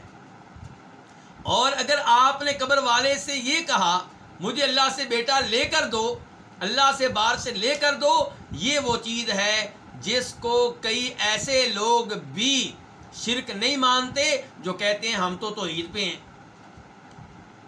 جو کہتے ہیں کہ جو سمجھتے ہیں کہ ہمارا مسلک توحیدی مسلک ہے، جبکہ صحیح بات یہ ہے کہ یہ بھی قبر والے کو پکارنا ہے، اور قبر والے کو پکارنا یہ دعا ہے۔ یہاں پہ آپ نے قبر والے کو پکار کر دعا اس سے کر کے اسے اللہ کا شریک بنا دیا، یہ بھی شرک ہے۔ کئی اپنے آپ کو توحیدی کہنے والے، توحیدی سمجھنے والے، نبی علیہ السلام کی قبر کے پاس کھڑے ہو کے یہ کہتے ہیں اللہ کے رسول صلی اللہ علیہ وسلم روز قیامت ہماری شفاعت کیجیے گا۔ غور کیجیے، میں آپ کی توجہ چاہوں گا، آپ کی شفاعت برحق ہے، روز قیامت آپ شفاعت کریں گے، ہم سب کا ایمان ہے۔ جو آپ کی شفاعت کا منکر ہے وہ دائرہ اسلام سے خارج ہے، وہ تو مسلمان نہیں ہے۔ ہمارا ایمان ہے آپ شفاعت کریں گے، آپ کی شفاعت برحق ہے، لیکن شفاعت صرف ان کے لیے کریں گے جن کے لیے شفاعت کرنے کی میرا رب اجازت دے گا۔ شفاعت میں مردی میرے رب کی چلے گی، آپ کی نہیں چلے گی۔ اس لیے اللہ سے دعا کی جائے گی کہ یا اللہ مجھے ان میں شامل فرما جن کی نبی علیہ السلام روز قیامت شفاعت کریں گے۔ نبی علیہ السلام کی قبر پہ آ کے آپ سے سوال کرنا کہ آپ ہماری شفاعت کریں، یہ آپ کو پکارنا ہے، یہ آپ سے دعا ہے، اور یہ کیا ہے؟ یہ شرک ہے۔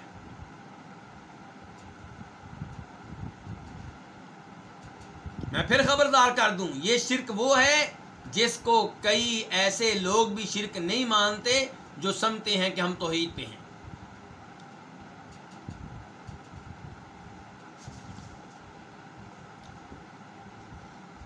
حدیث نمبر 480 میم، اس حدیث کو امام مسلم نے اپنی کتاب میں جگہ دی ہے۔ عن جابر، جناب جابر رضی اللہ عنہ سے روایت ہے، قال، وہ کہتے ہیں، قال رسول اللہ صلی اللہ علیہ وسلم، کہ رسول اللہ صلی اللہ علیہ وسلم نے فرمایا، اذا قضى احدكم الصلاة في مسجدہ، جب تم میں سے کوئی نماز اپنی مسجد میں نماز مکمل کر لے، قضا مکمل کر لے، الصلاۃ نماز کہاں پہ مکمل کر لے؟ مسجد میں۔ تو مسجد والی نماز کون سی ہوتی ہے؟ فرض نماز۔ نفل نماز تو گھر سے متعلقہ ہے، اگرچہ جائز ہے کہ آپ مسجد میں ادا کریں، لیکن مسجد کی نماز سے مراد کون سی نماز ہے؟ فرائض، فرض نماز۔ تو جب تم میں سے کوئی اپنی مسجد میں نماز مکمل کر لے، فَلْيَجْعَلْ لِبَيْتِهِ نَصِيبًا مِّن صَلَاتِهِ، اسے چاہیے، اس پہ واجب ہے کہ اپنی کچھ نماز، اپنی نماز میں سے ایک حصہ اپنے گھر کے لیے مخصوص کر دے۔ فَلْيَجْعَلْ، اسے چاہیے کہ اپنے گھر کے لیے اپنی نماز میں سے ایک حصہ مخصوص کر دے، مقرر کر دے، یعنی کہ اب نفل گھر میں جا کے پڑھے، سنتے ہیں گھر میں جا کے پڑھے، وتر گھر میں جا کے پڑھے۔ اور یہاں سے یہ بھی پتہ چلا کہ ہمارے اردو سپیکنگ لوگ مسجد نبوی میں کیا کر رہے ہوتے ہیں، مسجد حرام میں کیا کرتے ہیں، اور یہیں کچھ وہ پاکستان انڈیا میں بھی کرتے ہیں، لیکن وہاں پہ ہم نے ان کو بار بار دیکھا ہے، اس لیے کہہ رہا ہوں۔ ادھر امام سلام پھیرتا ہے، ادھر ان کی سنتیں شروع ہو جاتی ہیں، اور نبی علیہ السلام کہہ رہے ہیں کہ یہ چیزیں گھر میں جا کے ادا کرو۔ تو مسجد نبوی میں ادا کرنے کی بجائے وہاں جو آپ نے کرائے پہ گھر لیا، ہوٹل لیا ہے، وہاں پہ یہ نماز ادا کرنا زیادہ بہتر ہے۔ لیکن آپ مسجد میں ادا کرنا چاہتے ہیں، کوئی بات نہیں، گناہ نہیں ہے، مسجد نبوی میں ادا کیجئے، لیکن پہلے اذکار تو کر لیں۔ نبی علیہ السلام فرض نماز کے بعد اذکار کیا کرتے تھے، جیسا کہ ہم نے پیچھے پڑھے، تو پہلے وہ تو پڑھ لیں۔ تو فَلْيَجْعَلْ، تو اس آدمی کو چاہیے کہ وہ اپنی نماز میں سے ایک حصہ لِبَيْتِهِ، اپنے گھر کے لیے مخصوص کر دے، اپنے گھر کے لیے مقرر کر دے۔ فَإِنَّ اللَّهَ، کیونکہ اللہ تعالیٰ، جَاعِلٌ فِي بَيْتِهِ مِن صَلَاتِهِ خَيْرًا، اللہ تعالیٰ اس کے گھر میں خیرن، خیر پیدا کر دیں گے، من صلاتی، اس کی نماز کی وجہ سے۔ اور گھر میں خیر کیسے پیدا ہوتی ہے؟ نماز پڑھنے سے۔ نفل پڑھا کریں، تہجد پڑھیں، اشراق پڑھیں۔ ہمارے لوگ کیا کرتے ہیں؟ نفل نمازیں گھر میں نہیں پڑھیں گے، مسجد میں پڑھیں گے، یا پڑھیں گے ہی نہیں۔ اور گھر میں خیر پیدا کرنے کے لیے، برکت پیدا کرنے کے لیے کیا ہوگا؟ قرآن خوانی، نیا طریقہ نکالیں گے، اور پھر ہم کہیں گے بھی یہ نیا طریقہ چھوڑ دو، پھر کہیں گے تم ہر کام سے روکتے ہو۔ بھئی آپ درست طریقے کا انتخاب کیوں نہیں کرتے؟ آپ گھر میں برکت چاہتے ہیں، خیر چاہتے ہیں، رب کی رحمتیں چاہتے ہیں، نبی علیہ الصلوۃ والسلام کی شریعت پہ عمل کرتے ہوئے گھر میں داخل ہوں اللہ کا نام لے کر، گھر میں داخل ہوتے ہوئے بسم اللہ کہیں، گھر میں داخل ہوتے ہوئے وہ دعا پڑھیں جو نبی علیہ السلام نے سکھائی ہے، پڑھی ہے، پھر گھر میں سورہ بقرہ پڑھا کریں، گھر میں نفل نمازیں پڑھا کریں، گھر میں تلاوت کیا کریں۔ یہ طریقہ ہے گھر میں خیر و برکت پیدا کرنے کا، یہ نہیں کہ لوگوں کو جمع کریں اور ان سے قرآن پڑھوائیں۔ یہ کام صحابہ کرام رضوان اللہ علیہم اجمعین سے ثابت نہیں۔ ہاں، ایک اور طریقہ ہے، آپ کے گھر میں قرآن کی کلاس لگے، قرآن خوانی نہیں، گھر میں آپ بھلے کے بچوں کو کیا سکھائیں؟ تلاوت، آپ ان کو تلاوت سکھائیں، بچیوں کو آپ کی بیگم سکھائے، تو یہ تو بہت اچھی بات ہے۔ تو فَإِنَّ اللَّهَ، کیونکہ اللہ تعالیٰ، جَاعِلٌ فِي بَيْتِهِ مِن صَلَاتِهِ خَيْرًا، اللہ تعالیٰ اس کے گھر میں خیر پیدا کر دیں گے، من صلاتِهِ، اس کی نماز کی وجہ سے۔ یہ من جو ہے سببیہ ہے، تعلیلیہ ہے، من اجلی کا معنی دے رہا ہے۔ تو خیر کیا پیدا ہوگی؟ اس کا گھر اللہ کے ذکر سے آباد ہوگا، اس کے گھر پہ اللہ کی برکتیں اور رحمتیں نازل ہوں گی۔ باب نمبر 4، باب صلاۃ النافلۃ قاعدہ، بیٹھ کر نفل نماز ادا کرنا، بیٹھ کر نفل نماز ادا کرنا۔ حدیث نمبر 481، 481، عن عمران بن حسین وکان مبسورا قال، جناب عمران بن حسین رضی اللہ تعالیٰ عنہ سے روایت ہے وکان مبصورا، اور وہ بواسیر کے مریض تھے. وہ کس کے مریض تھے؟ بواسیر کے. قال، وہ کہتے ہیں سألت رسول اللہ صلی اللہ علیہ وسلم، میں نے رسول اللہ صلی اللہ علیہ وسلم سے سوال کیا، عن صلاۃ الرجل قاعدا، آدمی کے بیٹھ کر نماز پڑھنے کے بارے میں. میں نے کہا اگر کوئی آدمی بیٹھ کر نماز ادا کرے تو اس کا کیا حکم ہے؟ فقال، تو آپ نے کہا ان صلی قائما فهو افضل، اگر وہ کھڑے ہو کے نماز ادا کرے تو یہ کیا ہے؟ یہ افضل ہے، زیادہ بہتر ہے.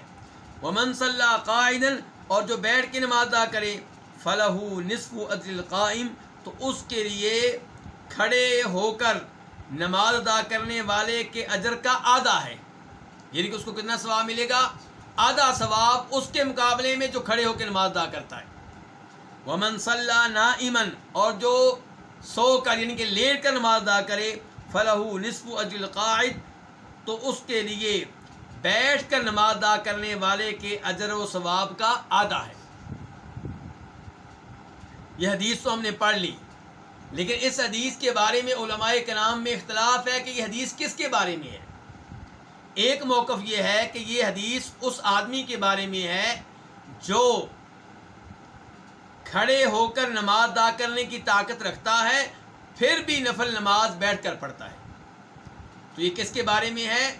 نفل نماز ادا کرنے والے کے بارے میں جو کھڑے ہو کر نماز ادا کرنے کی طاقت رکھنے کے باوجود کیسے پڑھ رہا ہے؟ بیٹھ کر. یہ علماء کرام کی ایک رائے ہے. وہ کہتے ہیں یہ گفتگو فرض نماز کے بارے میں نہیں ہے، یعنی کہ آپ کہہ رہے ہیں اگر وہ کھڑے ہو کے نماز ادا کرے تو یہ زیادہ افضل ہے، بیٹھ کے ادا کرے گا تو کتنا ثواب ملے گا؟ آدھا، اور لیٹ کر پڑھے گا تو بیٹھنے والے کے مقابلے میں آدھا. دوسرا موقف یہ ہے کہ یہ حدیث اس آدمی کے بارے میں ہے جو فرض نماز ادا کر رہا ہے. کون سی نماز ادا کر رہا ہے؟ فرض نماز یا نفل، لیکن وہ کھڑے ہونے کی طاقت نہیں رکھتا. کھڑے ہو کے پڑھتا ہے تو اس کو تکلیف ہوتی ہے، تھک جاتا ہے، مشقت کا سامنا کرنا پڑتا ہے، پھر بھی کھڑے ہو کے ادا کرے تو آپ فرما رہے ہیں یہ افضل ہے. تو یہ بات ہو رہی ہے اس آدمی کے بارے میں جس کے پاس عذر ہے، اس عذر کی وجہ سے بیٹھ کر نماز ادا کرے تو اس کو کیا ہے؟ وہ عذر اس کے پاس ہے لیکن عذر اتنا بڑا نہیں ہے، بس عذر اتنا ہے کہ وہ تھک جاتا ہے، مشقت کا سامنا کرنا پڑتا ہے، لیکن وہ کھڑے ہو کے نماز ادا کرنے کی طاقت رکھتا ہے لیکن مشقت کے ساتھ. تو اس کے بارے میں آپ کہہ رہے ہیں. اور یہی رائے ہے امام خطابی کی.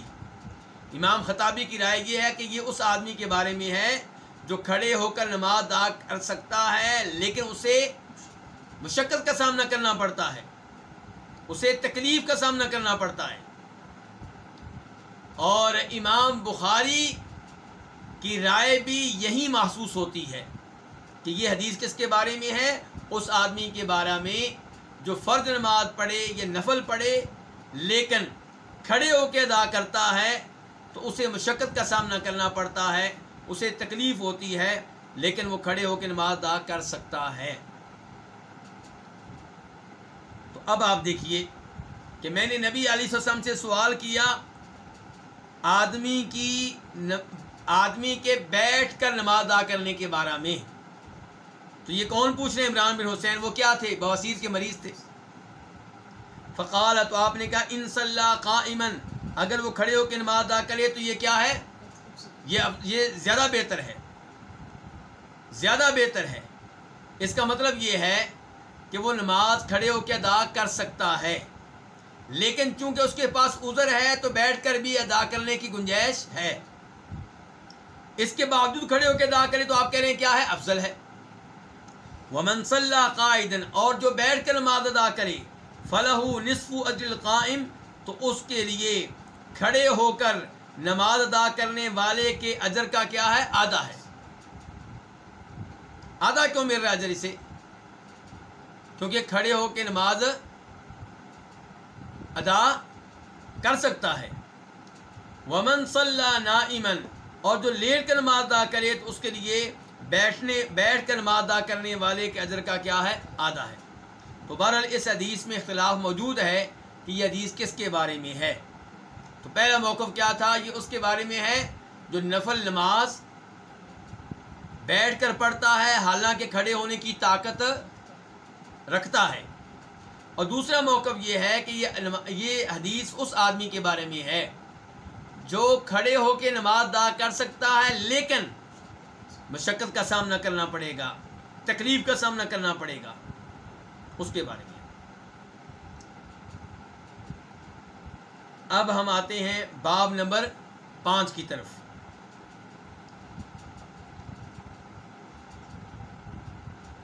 اور یہاں پہ یہ بات میں واضح کر دوں، یہ مسئلہ رہ نہ جائے کہ نفل نماز بیٹھ کر ادا کریں تو یہ جائز ہے چاہے آپ کا کوئی عذر نہ ہو، لیکن ثواب کتنا ملے گا؟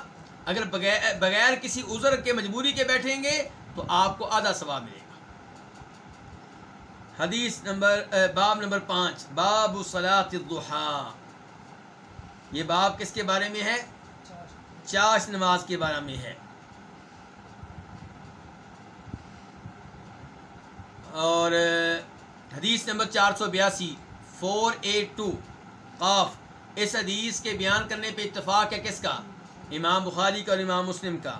عن ابی ہریرہ رضی اللہ عنہ قال، جناب ابو ہریرہ رضی اللہ عنہ سے روایت ہے، وہ کہتے ہیں اوصانی خلیلی بثلاث، میرے گہرے دوست، خلیل کا معنی کیا ہے؟ گہرا دوست، میرے گہرے دوست نے مجھے 3 چیزوں کی وصیت کی، تاکید کی۔ جناب ابو ہریرہ کے خلیل کون ہو سکتے ہیں؟ گہرے دوست کون ہو سکتے ہیں؟ یہ رسول اللہ صلی اللہ علیہ وسلم ہے۔ لیکن یہاں پہ ایک اشکال ہے کہ نبی علیہ الصلوۃ والسلام نے تو فرمایا تھا کہ لوگو تم میں میرا کوئی خلیل نہیں ہے، کوئی گہرا دوست نہیں ہے۔ اگر میں تم میں سے کسی کو خلیل بنانے والا ہوتا تو کس کو بناتا؟ ابو بکر کو۔ لیکن چونکہ اللہ نے مجھے اپنا خلیل بنا لیا ہے، جیسے اللہ نے ابراہیم علیہ السلام کو اپنا خلیل بنایا تھا، اس لیے اب تم میں میرا کوئی خلیل نہیں ہے۔ تو یہاں پہ ابو ہریرہ کہہ رہے ہیں کہ اللہ کے رسول میرے خلیل ہیں۔ تو جواب یہ ہے کہ نبی علیہ الصلوۃ والسلام نے لوگوں میں سے کسی کو اپنا خلیل نہیں بنایا، ابو ہریرہ نے اللہ کے رسول کو خلیل بنایا، آپ نے ابو ہریرہ کو نہیں بنایا۔ تو یہ تعلق کون سا ہوا؟ پھر یک طرفہ ہوا۔ جناب ابو ہریرہ جو ہیں ان کے خلیل کون ہے؟ نبی علیہ الصلوۃ والسلام، اور نبی علیہ السلام نے انسانوں میں سے کسی کو بھی اپنا خلیل نہیں بنایا۔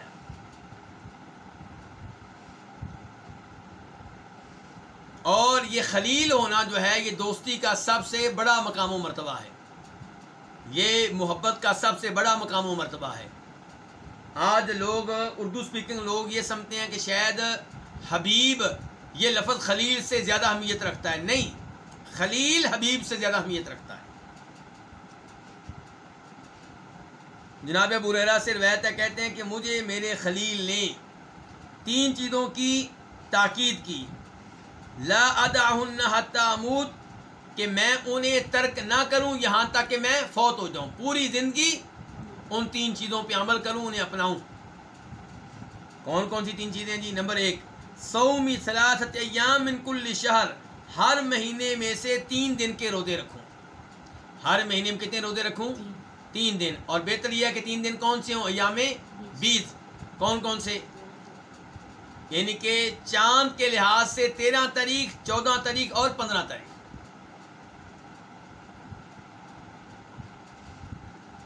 تو ہر مہینے میں 3 دن کے روزے رکھوں۔ وصلاۃ الضحیٰ، نمبر 2، نماز چاشت ادا کروں۔ دوسری تاکید آپ نے کیا کی تھی؟ کون سی نماز ادا کروں؟ نماز چاشت۔ نماز چاشت بھی ہر مہینے میں 3 بار نہیں، یہ روزانہ۔ وَنَوْمٍ عَلَىٰ وِتْرٍ، اور وطر پڑھ کے سویا کروں۔ تیسری تاکید آپ نے کیا کی تھی؟ وطر پڑھ کر سویا کرو۔ تو باب کیا تھا ہمارا؟ نماز چاش کے بارے میں۔ تو اس حدیث سے پتہ چلا کہ نماز چاش کی باقاعدہ آپ نے تاکید کی ہے اس کو بہت آپ نے اہمیت دی ہے۔ اب رہ گیا یہ مسئلہ کہ وطر پڑھ کر سونا افضل ہے یا صبح اٹھ کے فجر کی اذان سے پہلے وطر پڑھنا افضل ہے تہجد کے ٹائم۔ تو نبی علیہ الصلوۃ والسلام کی یہ تاکید کہ وطر پڑھ کر سویا کریں، یہ اس آدمی کے لیے ہے جس کو خطرہ ہو کہ صبح میں اٹھ نہیں سکوں گا، تہجد کے ٹائم نہیں اٹھ سکوں گا، فجر کی اذان ہو جائے گی۔ جس کو یقین ہے، غالب گمان ہے کہ صبح میں فجر سے پہلے اٹھوں گا اور وہ اٹھتا ہے، اس کی عادت ہے، تو اس کے لیے بہتر کیا ہے کہ وہ صبح اٹھ کے وطر کی نماز ادا کرے۔ اور یہ مفہوم ہے اس حدیث کا جو خود نبی علیہ السلام نے بیان کی ہے اور جسے امام مسلم نے روایت کیا ہے۔ اب ہم آتے ہیں حدیث نمبر 483 کی طرف، 483 عن عائشہ۔ اس حدیث کو بیان کس امام نے کیا؟ امام مسلم نے۔ عن عائشہ ام المومنین عائشہ رضی اللہ عنہا سے روایت ہے، قالت وہ کہتی ہیں کان رسول اللہ صلی اللہ علیہ وسلم یصلی الضحی اربعا، کہ آپ چاش کی کتنی رکعتیں پڑھا کرتے تھے؟ 4۔ آپ ادا کیا کرتے تھے چاش کے وقت 4 رکعتیں، ان کے چاش کی 4 رکعتیں ادا کیا کرتے تھے۔ وَيَزِيدُ مَا شَاءَ اللَّهُ، اور جو اللہ چاہتا وہ مزید ادا کرتے، یعنی کہ عام طور پہ 4 ادا کرتے تھے، ورنہ کبھی 8 بھی ادا کر لیتے، 4 سے زیادہ بھی ادا کر لیتے۔ تو وَيَزِيدُ مَا شَاءَ اللَّهُ، اور جو اللہ چاہتا وہ مزید بھی ادا کرتے، جتنی مقدار اللہ چاہتا اتنی مزید بھی ادا کرتے۔ تو یہاں سے پتہ چلا کہ عام طور پہ آپ نماز چاش کی کتنی رکعتیں ادا کرتے تھے؟ 4۔ تو ویسے ایک حدیث میں کتنی ثابت ہیں؟ 8 بھی ثابت ہیں۔ کتنی رکعتیں ثابت ہیں آپ سے چاش کی؟ 8 بھی ثابت ہیں۔ اس کے بعد باب نمبر 6، باب صلاۃ الاوابین، یہ باب ہے نماز اوابین کے بارے میں۔ اوابین، اواب کی جمع ہے۔ اواب کس کو کہتے ہیں؟ جو کثرت سے اللہ کی طرف رجوع کرنے والا ہو، کثرت سے اللہ کی اطاعت کرنے والا ہو۔ تو نماز اوابین اصل میں ایک ہے نماز اشراق، ایک ہے نماز چاش اور ایک ہے نماز اوابین۔ سورج نکلنے کے 10-15 منٹ کے بعد آپ نماز ادا کریں تو اسے کیا کہتے ہیں؟ نماز اشراق۔ اور سورج اچھی طرح بلند ہو چکا ہو تب نماز ادا کریں، اسے کیا کہتے ہیں؟ نماز چاش۔ اور جب دھوپ اتنی زیادہ ہو جائے کہ ریت گرم ہو جائے، اتنی گرم ہو جائے کہ اونٹ کے بچوں کے پاؤں جلنا شروع ہو جائیں، تو اسے کیا کہتے ہیں؟ نماز اوابین۔ اور نماز اوابین نماز چاشت بھی ہے۔ نماز چاشت اگر آپ جب سورج اچھی طرح بلند ہو جائے تب ادا کریں تو نماز چاشت کہتے ہیں، اور اگر بہت زیادہ ریت گرم ہو چکی ہو تب ادا کریں تو اسے پھر نماز اوابین بھی کہتے ہیں، اور نماز اوابین نماز چاشت کا حصہ ہے۔ کیونکہ ابن خزیمہ کی روایت ہے، نبی علیہ السلام فرماتے ہیں لا یحافظ علی صلاۃ الضحی الا اواب، نماز چاشت پابندی سے ادا کرنے والے کون ہوتے ہیں؟ اواب، وہ لوگ جو اللہ کی طرف کثرت سے رجوع کرنے والے ہوتے ہیں۔ قال، مزید آپ نے فرمایا وہی صلاۃ الاوابین، نماز چاشت نماز اوابین ہے۔ اور کچھ لوگ سمجھتے ہیں، اردو سپیکنگ لوگ، کہ مغرب کے بعد 6 نفل ادا کریں تو یہ نماز اوابین ہے۔ یہ موقف درست نہیں ہے۔ آپ مغرب کے بعد ویسے نفل ادا کریں، لیکن مغرب کے بعد کے نوافل کو نماز اوابین کا نام دینا یہ درست نہیں ہے۔ نماز اوابین صحیح حدیث سے ثابت ہو رہا ہے، یہ وہ نماز ہے جو کب ادا کی جاتی ہے؟ جب اونٹ کے بچوں کے پاؤں جلنا شروع ہو جاتے ہیں گرمی کی وجہ سے، سورج کی دھوپ کی شدت کی وجہ سے۔ تو حدیث نمبر 484 میم، اس حدیث کو کون سے امام لے کر آئے ہیں؟ امام مسلم۔ عن زید بن ارقم، زید بن ارقم رضی اللہ تعالیٰ عنہ سے روایت ہے، رآ قوما، انہوں نے کچھ لوگوں کو دیکھا۔ کنہوں نے؟ زید بن ارقم نے۔ یصلون من الضحی، وہ چاش کے وقت میں نماز ادا کر رہے تھے، نماز چاش ادا کر رہے تھے۔ لیکن نماز چاش کب ادا کر رہے تھے؟ چاش کے شروع کے وقت میں، یعنی کہ افضل کیا ہے کہ آپ ادا کریں جب دھوپ اتنی شدید ہو کہ ریت گرم ہو چکی ہو، اور یہ ادا کر رہے تھے شروع میں۔ تو فقال، تو وہ کہنے لگے، کون؟ زید بن ارقم، اما خبردار، یعنی کہ میری بات دھیان سے سن لو، توجہ سے سن لو، خبردار، لقد علموا، البتہ یقیناً علموا، ان کو معلوم ہے، کن کو؟ یہ نماز ادا کرنے والوں کو، ان الصلاۃ کہ بے شک یہ نماز، کون سی؟ نماز چاشت، فی غیر حادثہ اس وقت کے علاوہ میں افضل زیادہ بہتر ہے. یہ تو اب ادا کر رہے ہیں، ذرا لیٹ کریں تو یہ کیا ہے؟ زیادہ افضل ہے. ان رسول اللہ صلی اللہ علیہ وسلم قال کیونکہ رسول اللہ صلی اللہ علیہ وسلم نے فرمایا صلاۃ الاوابین حین ترمد الفصال، اوابین کی نماز، اللہ کی طرف رجوع کرنے والوں کی نماز اس وقت ہوتی ہے جب اونٹ کے بچوں کے پاؤں جلنا شروع ہو جاتے ہیں. ترمدو جلنے لگتے ہیں، الفصال فصیل کی جمع ہے، اونٹ کے بچے کو کہتے ہیں، اونٹ کا وہ بچہ جس کا دودھ چھڑایا گیا ہو. تو نماز اوابین اس وقت ہوتی ہے جب اونٹ کے بچوں کے پاؤں جلنا شروع ہو جاتے ہیں. تو اونٹ کے بچوں کے پاؤں کب جلتے ہیں؟ جب دھوپ شدید ہو، ریت گرم ہو چکی ہو. تو اس کا مطلب یہ ہے کہ نماز چاش بہتر یہ ہے کہ آپ لیٹ ادا کریں. اور اس وقت افضل کیوں ہے؟ کیونکہ گرمی شدید ہوتی ہے، لوگ ڈھیلے پڑ جاتے ہیں. اس موقع پہ جو نماز چاش ادا کرے گا یہ ہے اواب، یہ ہے اللہ کی طرف رجوع کرنے والا، یہ ہے اللہ سے اپنا تعلق قائم کرنے والا. اللہ رب العزت سے دعا ہے کہ اللہ رب العزت ہمیں یہ نفل نمازیں پابندی کے ساتھ ادا کرنے کی توفیق دے. اللہ تعالی ہمیں اپنا قرب دے، اللہ تعالی ہمیں اخلاص دے، احادیث پڑھتے ہوئے بھی، پڑھاتے ہوئے بھی، سنتے ہوئے بھی اور ان پہ عمل کرتے ہوئے بھی. اور اللہ رب العزت ہم سب کو استقامت دے، ہم اسی استقامت کے ساتھ دل جمعی کے ساتھ احادیث کا یہ علم لیتے رہیں. اپنے بچوں کو بھی ساتھ بٹھائیں، بیگم کو بھی ساتھ بٹھائیں، بہن بھائیوں کو بھی ساتھ بٹھائیں، انہیں بھی عادت ڈالیں، انہیں بھی لطف ڈالیں احادیث سننے کا، بجائے اس کے کہ انہیں مزہ آئے ڈرامے دیکھنے کا، فلمیں دیکھنے کا، انہیں مزہ آئے احادیث سننے کا. وآخر دعوانا الحمد للہ رب العالمین.